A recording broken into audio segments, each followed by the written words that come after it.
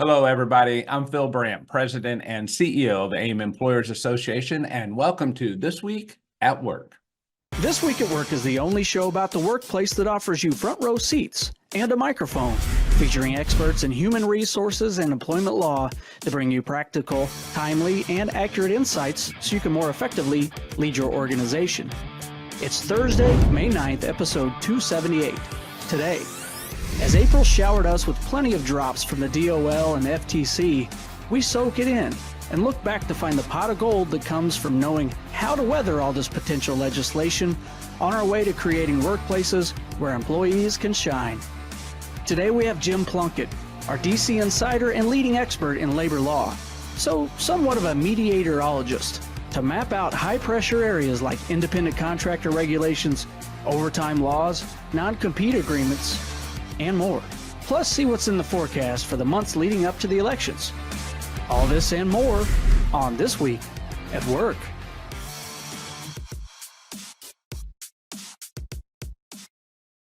All right, welcome back, everybody. It's Thursday. We're almost to the end of the week. Bert, happy to have you back with us. How was your trip out to the East Coast? You were at Washington, D.C. for the big Ogletree conference. I hear it was very successful. Tell us something about it.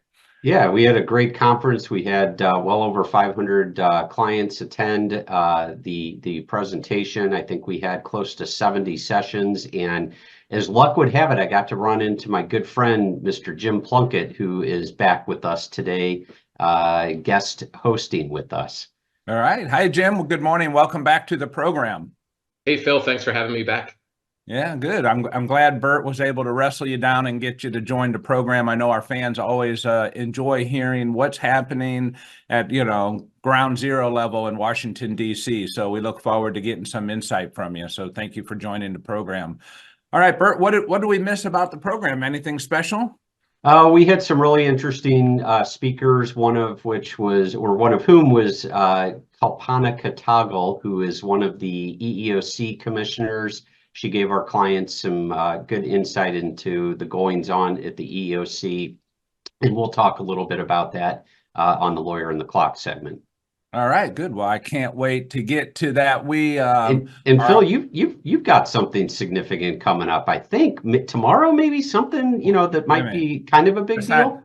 Okay, when you say that, I have something significant coming up, I start this cold panic sweat. Like, am I missing a birthday, an anniversary, or something that's going to get me in trouble? No, but we do have our leadership conference tomorrow, so we're looking forward to that.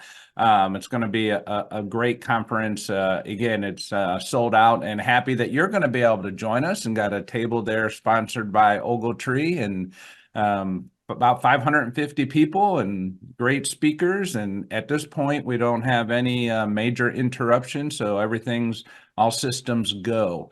So we're excited for that. But let's get back to the program here today. We have some poll questions to get to. Here's the first poll question. Are you comfortable with the current policies in light of the new federal independent contractor rule? And we give you several selections for answers there. And my word cloud, what is one word do you associate with AIM's annual leadership conference, since that is tomorrow, if you've been to it? If you want to expand in the chat, we'll also take any questions you may have or comments as well. Think of what you might want to stump Mr. Plunkett with here. Something going on in DC. We'll get some of his insight. It's not every day we get to talk to Jim. So if you're interested in anything Jim has to say, type it in and we'll let Bert facilitate that for us. All right, Bert, are you ready for Lawyer on the Clock? You know I am, Phil. All right, Nick, pull that lever, buddy. All right, it's time to look into what's trending in employment law. Lawyer, you're on the clock. So I've got a few topics I want to talk about today, Phil, and these will transition really nicely into what Jim's going to chat with us about today. And the first one I want to talk about, I've had this on the agenda to discuss literally for the last 2.5 weeks, but then, of course, the Department of Labor came out with its new overtime rule, and the Federal Trade Commission came out with its new rule on non-competes. And so this topic got bumped, but I do think it's really important, and it's something we've been following on This Week at Work for for many, many months now.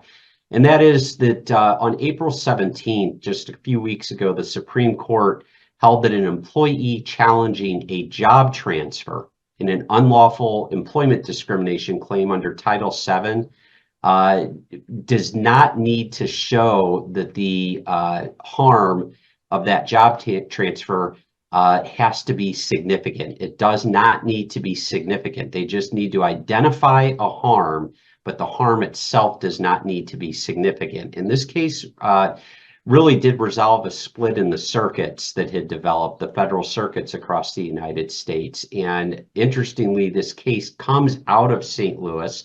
Like I said, we've discussed it many times on the program. It's called Muldrow versus the City of St. Louis. And in this particular case, a police officer, a female police officer, was claimed that a forced lateral job transfer to a less prestigious position even though it had the same pay, but it had different hours and responsibilities, and among other differences.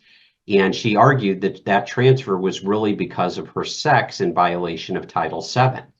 And so even though it had the same pay, because it was less prestigious and had different hours and some different responsibilities, those were not necessarily, according to the court, significant harms, but they were identifiable harms. And so the court said that she has an actionable claim. The plaintiff in the case had lost the case on summary judgment, which means the federal court, the district court here in St. Louis, had thrown the case out. That was affirmed on appeal. She took the case to the Supreme Court, and the Supreme Court said she has a claim. She has the court needs to at least analyze whether this harm in and of itself is identifiable. They remanded with instructions to do that. And again, the harm itself does not need to be significant. And when I say significant, you start thinking in terms of ultimate employment actions, like a decision to terminate the employee or reduce the pay of the employee or strip away a bulk of the employee's responsibilities or switch clients from one employee to another. You don't need that significance any longer. Yeah, this is a big case. I've been also listening to it on the radio, just following it on News Talk as well. But what really comes to mind is every cop show on television.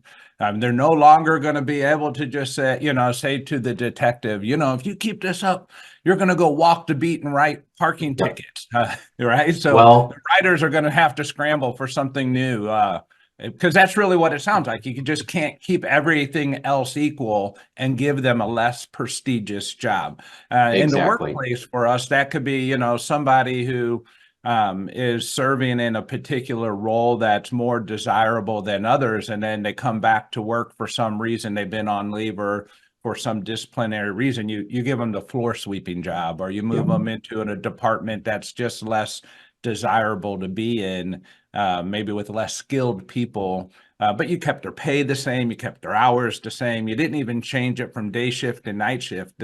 That could be what we're talking about here.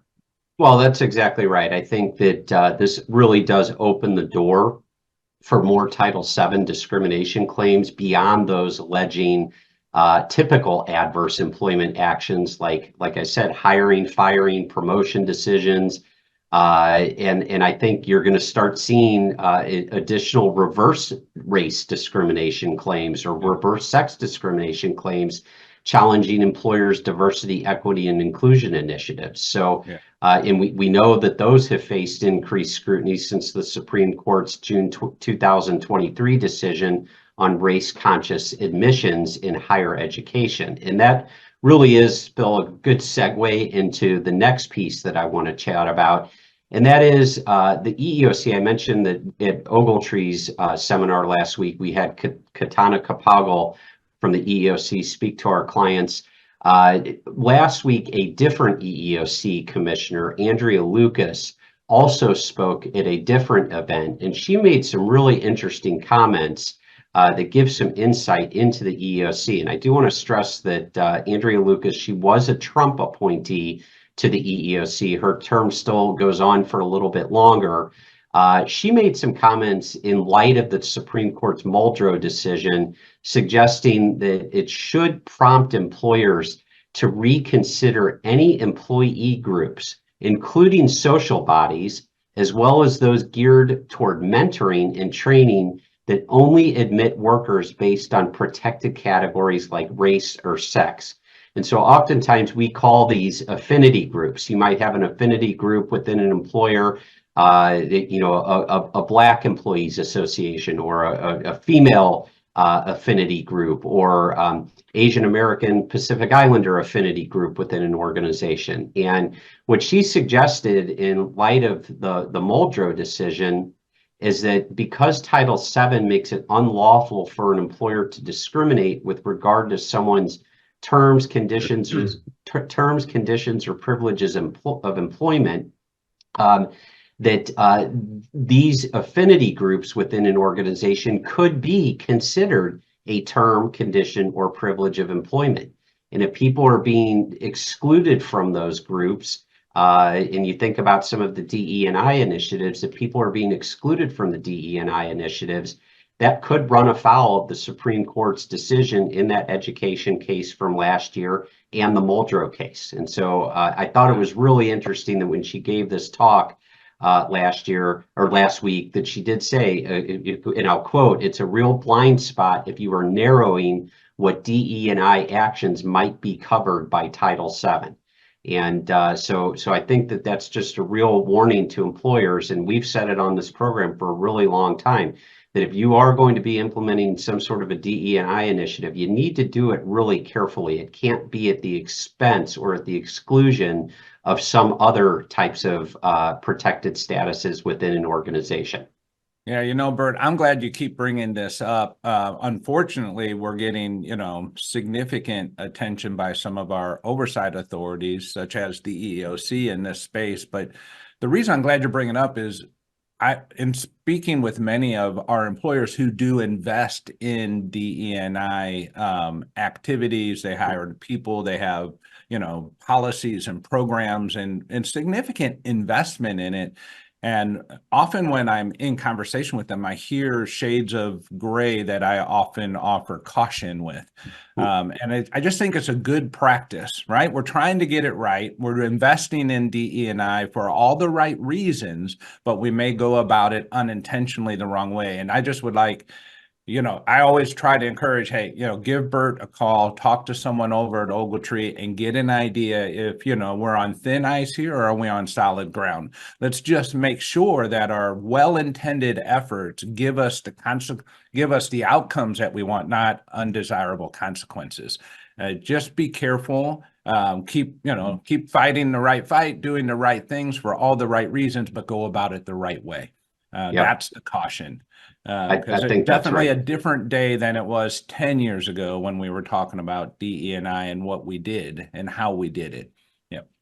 Yeah, I think that's right. And then Phil, the last topic I wanted to talk about is also something we've talked about fairly extensively on the program before, and I think this will be a great segue into Jim's talk with us today.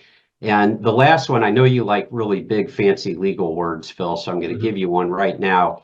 Is what's called deference. And okay, in this go ahead, particular... Bert. Now you're showing off again. See, Jim, he does this all the time. He takes a word like difference and calls it deference, and he tries to confuse our listeners. Go ahead, Bert. Show us your language skills here. All right, Phil. I'm going to try. So there's been a standard in place since I think going back to 1984 called Chevron deference. And what this really means is that, we're all taught when we're in school about how the U.S. government's separation of powers is supposed to work. Congress writes the laws, the executive branch enforces those laws, and the judiciary, the judicial branch resolves interpretations of those laws. It interprets the laws and whether those laws are being properly enforced. And so these powers overlap at times because the branches of government and the overall system relies on a certain degree of co-work among the three branches of government. And the part of the problem is that Congress or the country has gotten so large, and Congress is not equipped to micromanage the day-to-day administration of all of the legislation that it passes. There's a mechanism that's been created, and that is these federal agencies that are under the supervision of the president. The federal agencies really carry out the laws and policies according to their best interpretations of the laws that Congress passes. And so what Chevron did about, again, 40 years ago is it basically told the courts that you have to give the federal agencies pretty wide latitude over how to interpret a statute. And then when a dispute arises, you're supposed to rely largely on the administrative agency. And I think one of the unintended effects of Chevron is that, and this gets to what we've talked about many, many times on the program, is that every 4 to 8 years when the presidential administration changes, is that pendulum for employers swings back and forth pretty wildly. And it's really started swinging more wildly going back to 2008 during Obama's first term, and then really shifted dramatically during Trump, and then it shifted back dramatically the other way under Biden. And so as we've talked about on the program, Phil, on some level, taking personal politics out of it, on some level, employers don't really care what the law is. They just want to know what it is, and they want it to stop changing wildly every 4 to 8 years so that they have some predictability on what their policies need to say, how they need to interpret and enforce their policies.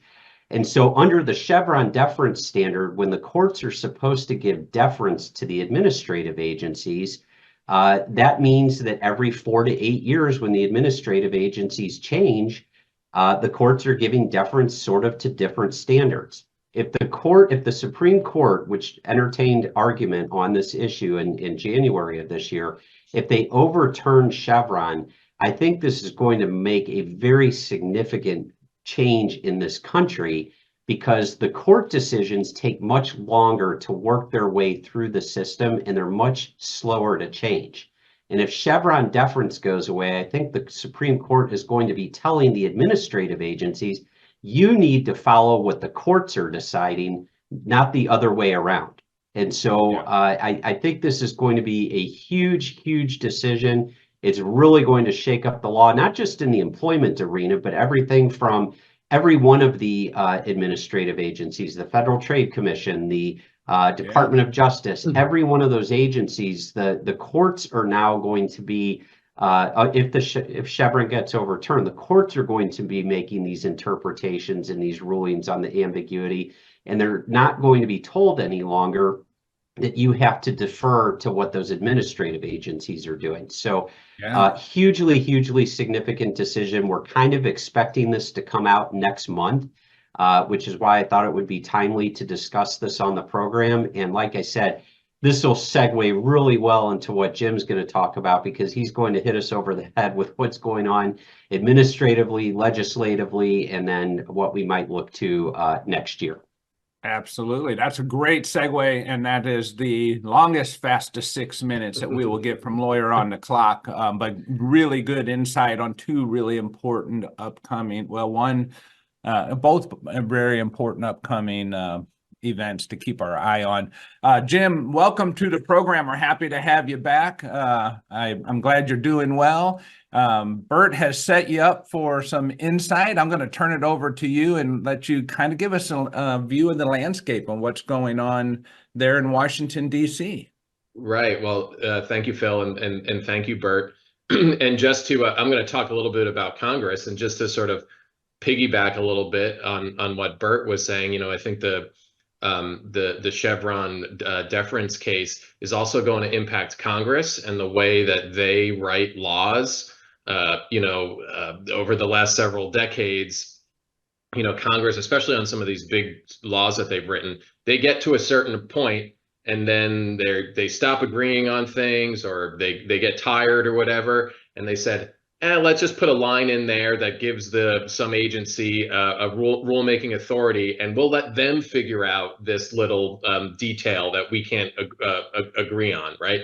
So there's Jim, the quote from Nancy Pelosi many years ago that we have to pass it to find out what's in it is coming back to my memory right now. right, absolutely. It's so ridiculous, isn't it? Right. So it's actually gonna put a little bit more onus on Congress to actually get down a little bit more into the weeds of what exactly they mean and what they're exactly trying to accomplish when they are passing legislation instead of just giving some broad sweeping authority to administrative agency of unelected bureaucrats.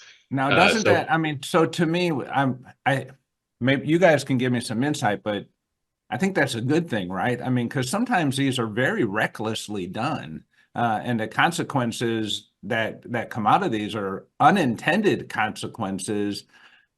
Maybe unintended, if not unintended, they're hidden agendas at a minimum. I think, Phil, it depends on who you ask, right? Okay. If you ask me, I would say, yes, this is the way the system is set up. This is the way it's supposed to be. If you don't like the way the laws are written, your recourse is to vote out your member of Congress. Others would say, to the point I think that Bert brought up about how sort of big the country's come, how sweeping and the federal government has become, that they're saying, hey, if we're Congress is writing a statute about regulatory inspectors on deep sea fishing vessels, which is what the facts of this Chevron deference case that the Supreme Court is talking about. Like, they can't possibly know that, so we do have to give some authority to NOAA, the National Oceanographic Administrative Agency, or whatever, to sort of figure things out. So it sort of depends on your view of things. Yeah. Okay. Well, my view is the one that really matters the most, in my opinion, anyway, according to my wife. So we'll just go with that. It's all right, your go show. ahead, Jim. Keep going. Yeah. It's your show, right? So Congress, I'm talking about them writing laws, right? So the 118th Congress they see the finish line, right? At the end of the year, they're done. They all turn into pumpkins. Any legislation that isn't passed, that's pending right now, that all goes poof, turns into dust. Right, they got to reintroduce it in the next Congress. So they're sort of looking. They've got the end of the calendar year. They've got the elections coming up in November. They've got August, where they generally, take a break for summer. Not a lot of time to legislate, right? And in contrast to the previous Congress, where we saw them pass workplace legislation like the Pregnant Workers Fairness Act, the prohibition on arbitrating sexual harassment claims, the Speak Out Act relating to non-disclosure agreements. We had the Pump Act for nursing mothers. We had some prevailing wage issues, some multi-employer pension plan legislation passed. We haven't seen any of that, right? And you don't have to be living in Washington, D.C. to know why. It's because in the previous Congress, Democrats controlled the House and the Senate. In this Congress, right, Republicans have been controlling the House, so they've been sort of the bulwark against some of any of that legislation. I think that trend is going to continue for the remaining months of this year. I don't expect major labor and employment legislation coming out of Congress. I think they're going to basically just do the minimal job that they can do. And as we know, even our elected officials have some struggles to just do their minimal work, right? Like pass funding legislation and that sort of thing. A couple of things to keep an eye on, though, despite what I just said about the lack of legislation. There could be in the lame duck session after the elections, and Congress comes back and they all know what things are going to look like in 2025. There are some issues that I'm watching that have some bipartisan interest. So things like, I mentioned the prohibition on arbitrating sexual harassment claims. Proponents of that have said, hey, why don't we expand this idea to other allegations of discrimination in the workplace? So in other words, there's a bill out there that says if you're going you can't arbitrate an age-related discrimination claim, and that has some Republican support on that. So if you're alleging that we were discriminated because of your age under this bill, you would not be, an employer would not be permitted to arbitrate that claim with the employee. It's probably no surprise that there's some bipartisan support on that. When you look at the average age of our legislators, particularly in the Senate, practically all of them are covered by it, right? Yeah. I mean, maybe Josh Hawley and John Ossoff and maybe one or two others aren't covered, but everybody else is covered. So they just raise their hand and say, yeah, is it going to protect me? Sure. Right. So something like that is like always worth keeping your eye on. Child labor is a really interesting debate that's happening right now, because you've got some states that are because everybody's looking for workers. You've got some states that are sort of loosening up some of the restrictive requirements on child labor. But at the federal level, they've sort of taken hold of some of these unfortunate stories that we've seen over the last year and a half or so. And there's definitely some bipartisan interest in doing something about child labor. Of course, in DC, the devil is always in the details, right? So I think the thing that's most likely to gain the most support would be something like raising the penalties against employers who commit child labor violations. Again, so those are just a couple of examples of issues to watch out for. I would still bet the under in terms of whether or not that's going to pass. It's got a long way to go. But anytime you see bipartisan interest, especially in a particular issue, especially these days in Washington, D.C., it's worth keeping your eye on. So, Jim, with the child labor, because I'll be really honest, I'm not as familiar with it. I don't see child labor violations myself with our members. Are we saying that they want to change kind of an age in which child labor is allowed or not allowed? Is there is it something along that line, or is it when you violate child labor laws, it's going to be a stiffer penalty? I think it's more in terms of the issue that would, or the concept that would gain the most support would be the latter. Okay. That it would be, you know, hey, if you do find these, especially if it's knowingly or willfully, you know, then we're going to, jack up the penalties. Okay. But there's different, everybody's got sort of different ideas of how to address the problem. A lot of what we've seen with the child labor violations is when there's a lack of transparency in the sort of vendor contractor chain, and the sort of end user employer isn't necessarily aware that the contractor and the contractor's subcontractor might have somebody working the overnight shift. So it's not necessarily, you can't bring in your Nike goods from China that were manufactured with child labor. We're not talking about that necessarily. No. Okay. But yeah, there's definitely an interest, I think, in saying like, hey, if we find these violations, and depending on the level, there's different, like any other thing, there's different violations, right? It's, some is as sort of simple as record keeping, but then there's the serious ones where it's like, hey, you knowingly and willfully employed a minor, and they were using this dangerous equipment, or using, Right. that's you had them working in a grain silo or something like that, or deep sea tuna fishing, something like that. That's what we're talking about. So, and you can see how the optics of that politically are very strong for those in favor of wanting to increase those penalties, right? It could be hard for a legislator to say, no, I don't want to increase penalties on employers who commit child labor violations. Yeah. And I guess one of the reasons why I asked that is I do hear employers wishing they could sometimes employ people younger than the age of 21 to Right. work in their facilities, right? Because you had to be Right. 21 or older. And, the argument is, an age-old argument. Well, I can go to war at 18. I can go to prison at 18, but I can't drive my fork truck at 18. Those types of things. Yeah, to be clear, it's not unlawful to employ, minors. There's just, when you do, You got to do it a certain way. Yeah, there are rules, and yeah, there are some people who are very extreme, who say, who don't think a minor should be working at all.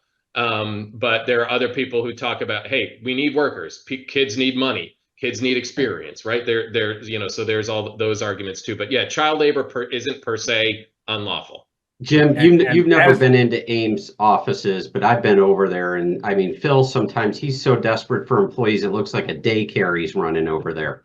Hey, you know, Bert, we just have an open mind to things around here from that standpoint. But this one just makes me really think about the child labor arguments I've had at home with my wife when it comes to, you know, what do you mean he can't mow the grass? He's 17. Right. He can mow the Emptying- grass. Taking Yeah. out the trash, emptying the dishwasher, walking the dog, that's all lawful. You can do that. Yeah, exactly right. These child labor laws don't apply to the family businesses of small family businesses. That, you know, you say that, but there is, you know, for family farms and Right. things like that, but there are some exceptions. Absolutely. All right, Jim. Hey, we appreciate having you back on the program. It's always good to have you on and get an insight of what's going on in Washington. I know it's a busy time for you, so thank you for making the time to speak with our audience. Bert, as always, great to have you back in town. I'm going to see you tomorrow at the Leadership Conference. We appreciate you and Ogletree being such a good partner with AIM and sponsoring the event and helping that happen for all of our employers around town. And for everyone else, you go out and let's be good to someone. We'll see you next Thursday. Take care. Thank you once again for tuning in to This Week at Work. If you enjoy the show, please share it with your colleagues, forward our invites, share the link, aimea.org/This Week at Work, or follow or subscribe wherever you get your news and entertainment. LinkedIn, YouTube, Spotify, Apple Podcasts, we're everywhere you are. Don't forget you can be part of the show. Send your questions and comments anytime to info@thisweek.work. We'll see you next week, 7:30 a.m. Central Time, when we discuss what's happening this week at work.